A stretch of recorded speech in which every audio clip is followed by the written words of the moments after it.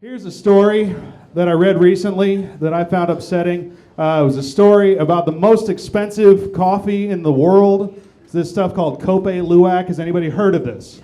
A couple of people. Okay, so you can back me up. I am not lying about this. It's the most expensive coffee in the world. It's like $100 a pound. The reason that it's so expensive, it's from the Java Islands. Cope is the local word for coffee, and Luwak is the name of this animal that lives on the coffee plantations. And the reason that the coffee is named after the Luwak is because the first step in the processing of the coffee is it has to pass through the Luwak's digestive system. Yeah. Yeah. So they eat it and then they poop it out and then they wash it off presumably and then they sell they sell it for like $100 a pound. So I had some questions. First of all, who's the cheap asshole coffee plantation owner who's like walking through his property one day and he sees a little turd full of coffee beans? Oh, that's still good. Somebody wash that off, please. I got an idea. And I also read there are people boycotting Cope Luwak on humanitarian grounds because apparently they're now keeping these animals in cages and force feeding them coffee cherries to harvest their coffee poop. I thought you could just boycott it on disgustingness grounds.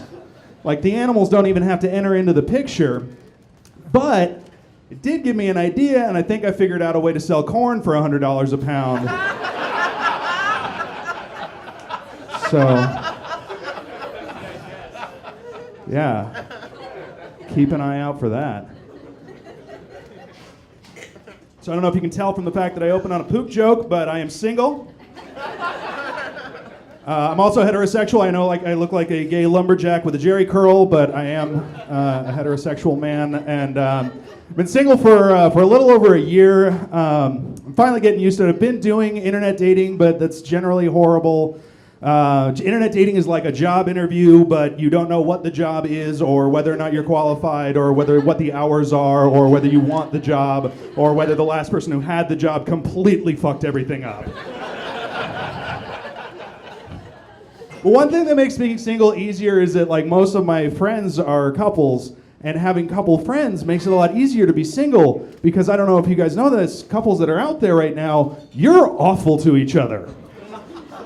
Yeah, because I get to watch. Yeah, and I get dragged into your fights. The fight that you had 6 months into your relationship and then you just keep bringing back around. And I just get dragged into it like a tornado. Like I walk into just innocently into a friend's house. I'm like, hey, nice end table. And he's like, oh, you like the end table. It's a nice end table, right? It looks nice in that corner, right? Yeah. Hang on a second. Sarah! Leo likes the end table! That's terrible. I've been on Tinder. That's about the response Tinder deserves.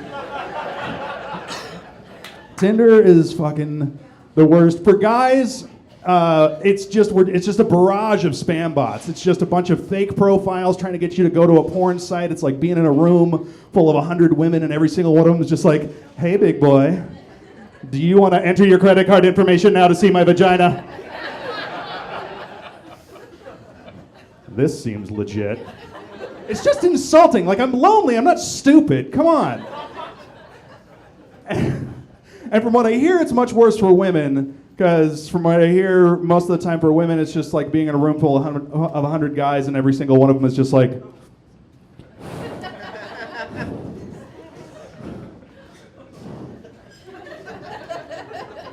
do you want to see it?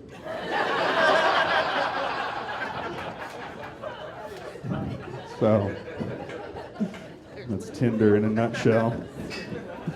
But the problem is, like, I don't know what the other alternative is. I don't know how the hell people meet each other out in the real world. Like they used to say, you just bump into somebody. You know, you just bump into somebody like at the grocery store.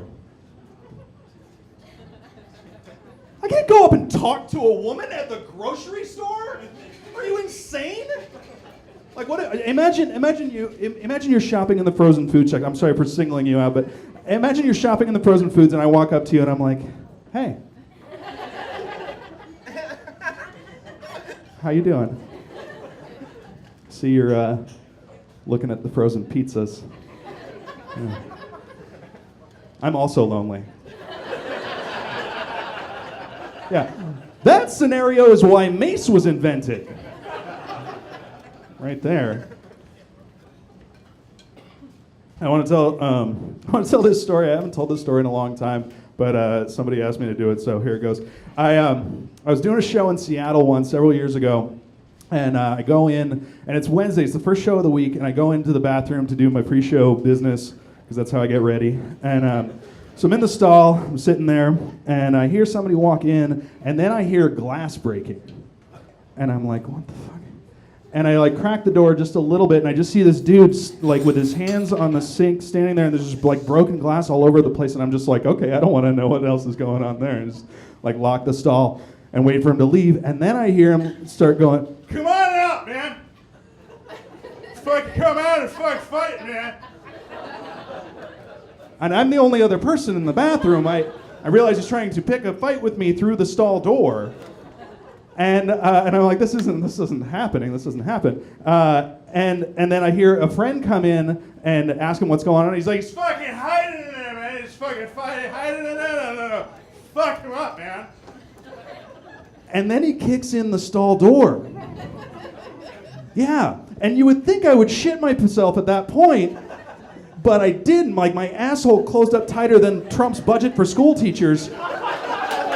And